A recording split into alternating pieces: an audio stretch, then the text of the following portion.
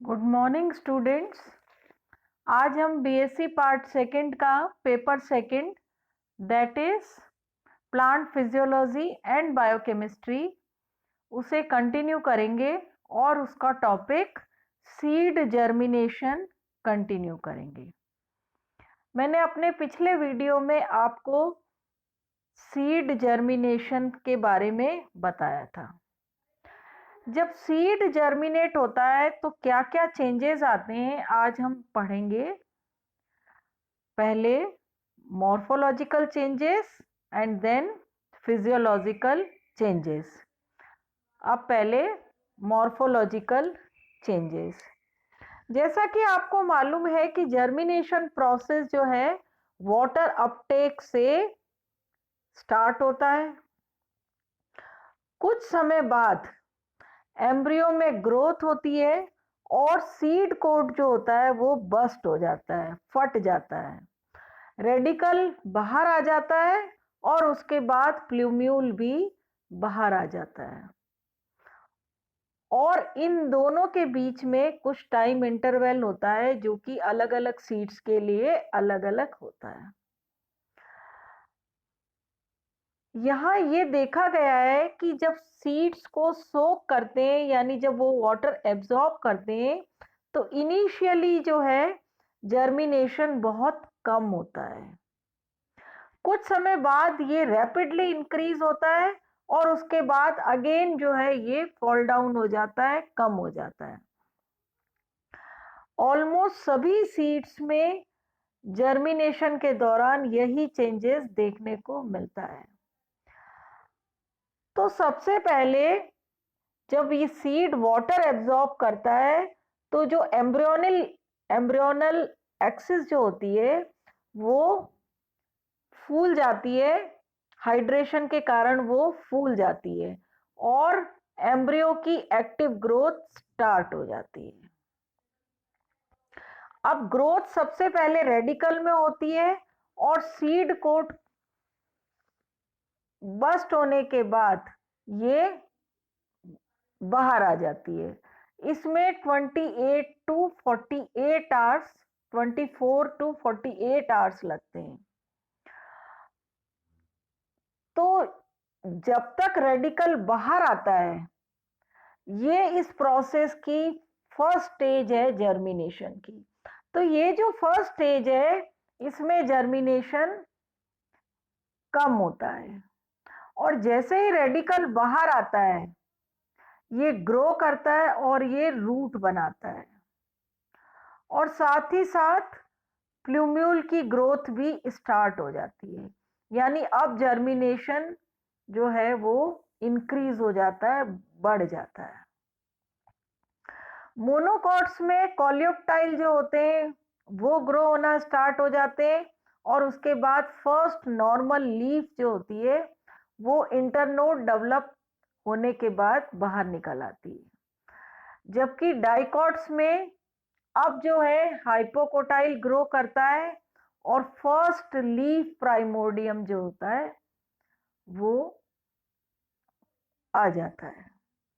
तो यानी इस प्रोसेस में पहले जर्मिनेशन बहुत कम होता है, फिर रेडिकल से जब रूट बनती है और प्लूम्यूल में जब ग्रोथ होती है तब ये जर्मिनेशन इंक्रीज हो जाता है और उसके बाद वापस जर्मिनेशन जो है वो कम हो जाता है। अब दूसरा पढ़ेंगे physiological changes during germination. Germination process जो है वाटर एब्जॉर्प्शन और इम्बाइबिशन यानी अवशोषण और अंतः शोषण से शुरू होता है। सीड्स के अंदर कई कॉलोडियल सब्सटेंसेस होते हैं जैसे कार्बोहाइड्रेट्स और प्रोटीन्स। डाइकोट सीड में सीड कोट की 2 लेयर्स होती हैं और जो बाहर वाली होती है वो बहुत थिक होती है, इसलिए ये गैसेस के प्रति इम्परमिएबल यानी अपारगम्य होती है। इनर वाली जो लेयर होती है उसमें एक लेयर जो होती है वो लिविंग सेल्स की होती है और वो थोड़ी सॉफ्ट होती है। तो जैसे ही वाटर एब्जॉर्ब करते हैं सीड्स, तो इन लेयर्स की परमिएबिलिटी जो है वो इंक्रीज होनी शुरू हो जाती है। स्पेशली गैसेस के प्रति ये परमिएबिलिटी इंक्रीज होनी शुरू हो जाती है। तो वाटर एब्जॉर्ब करने के बाद सीड में निम्नलिखित फिजियोलॉजिकल चेंजेस आ जाते हैं। पहला है, सेल्स की साइज जो होती है वो इंक्रीज हो जाती है। दूसरा है, सीड्स के अंदर जो स्टोर्ड मटेरियल है, जो संचित पदार्थ है, उनका हाइड्रोलिसिस होता है और देन उनका ट्रांसलोकेशन यानी स्थानांतरण होता है। तीसरा, जो सीड्स के न्यूट्रिटिव टिश्यूज में जो सब्सटेंसेस हैं, उन सब्सटेंसेस का कन्वर्जन हो जाता है, यानी ये यूजफुल सब्सटेंसेस में कन्वर्ट हो जाते हैं। और ये सब्सटेंसेस जो रेडिकल और जो प्लूम्यूल ग्रो हो रहा है, उनकी जो न्यू सेल्स हैं उनके लिए यूजफुल होते हैं।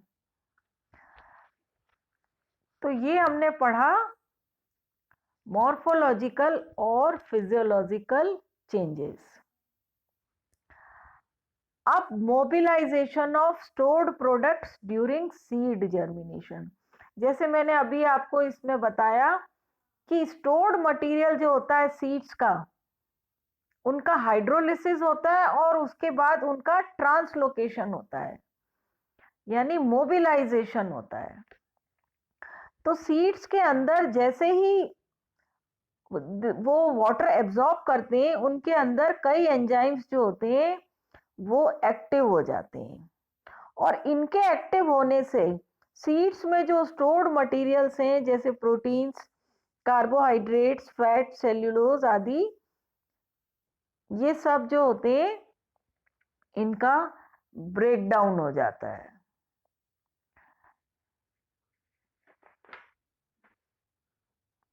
और ये जो हाइड्रोलिटिक प्रोडक्ट्स हैं जिनका कि ब्रेकडाउन हुआ है हाइड्रोलिसिस के कारण, ये अलग अलग जगह पर ट्रांसपोर्ट हो जाते हैं, पहुंच जाते हैं जहां भी इनकी जरूरत है, और ये कई सारे प्रोडक्ट्स या सब्सटेंसेस सिंथेसाइज करने में और एनर्जी प्रोवाइड करने में काम आते हैं।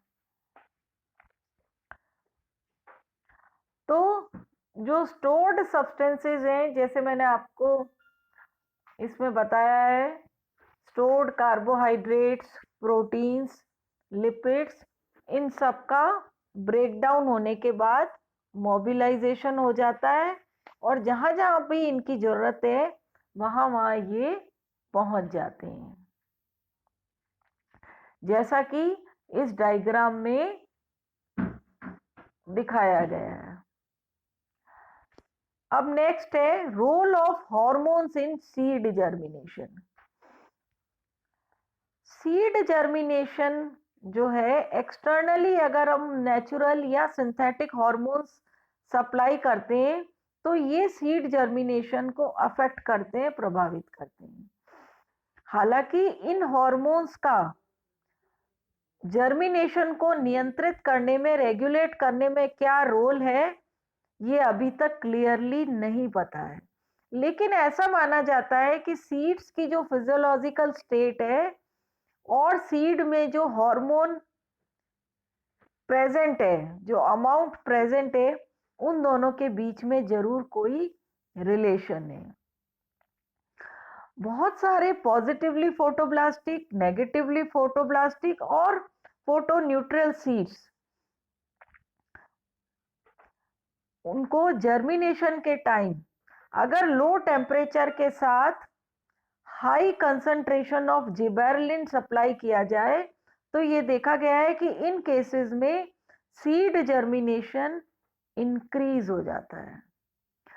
सिमिलरली अगर काइनेटिन जो है उसको भी जर्मिनेशन के टाइम एक्सटर्नली सप्लाई किया जाए सीड्स को, तो सीड्स के अंदर जर्मिनेशन इंक्रीज हो जाता है। इथाइलिन जो है उसका भी इसमें रोल है, इथाइलिन जो है ये सीड जर्मिनेशन को कम कर देता है। इसके अलावा जैसे मैंने अपने पहले वीडियो में भी बताया था, एब्साइसिक एसिड वो भी सीड जर्मिनेशन को अफेक्ट करता है। इसके बारे में भी काफी इंफॉर्मेशन प्रेजेंट है, हालांकि पूरी कंप्लीट नहीं है। ऐसा माना जाता है कि एब्साइसिक एसिड जो होता है वो जर्मिनेशन को रोक देता है। तो एब्साइसिक एसिड जो है,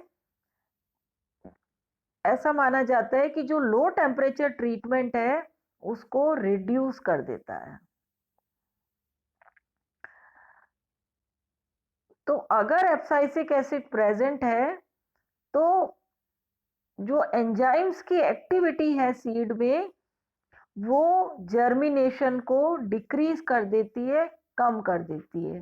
हालांकि एब्साइसिक एसिड का डायरेक्ट जर्मिनेशन में क्या रोल है इसके बारे में अभी तक पूरी इंफॉर्मेशन नहीं है, लेकिन स्टडीज से हम ये कह सकते हैं कि जो एब्साइसिक एसिड है और जो जिबेरेलिन है दोनों का जर्मिनेशन में इम्पॉर्टेंट रोल है।